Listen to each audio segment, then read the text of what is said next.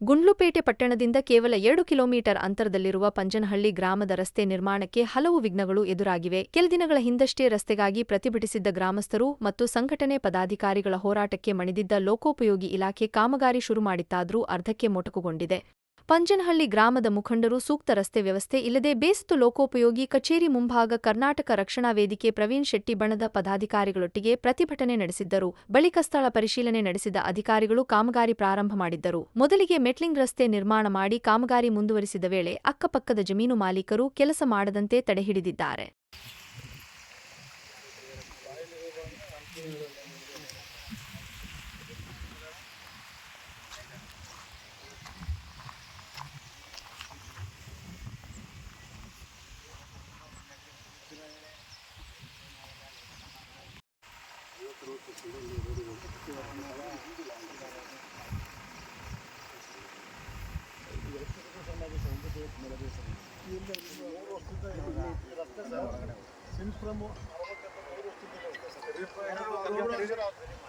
ಕರೀರಿ ಅವ್ರಿಗೂ ಕರೀರಿ ಅವ್ರ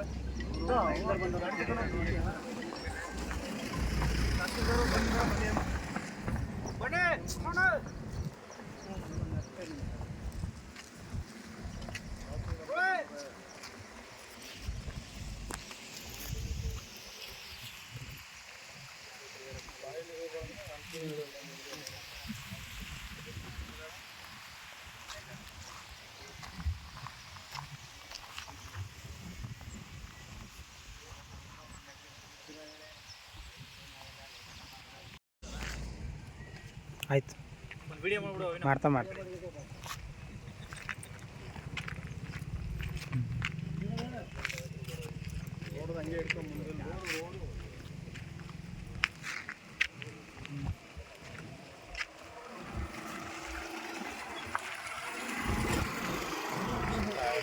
ಸಾಕು.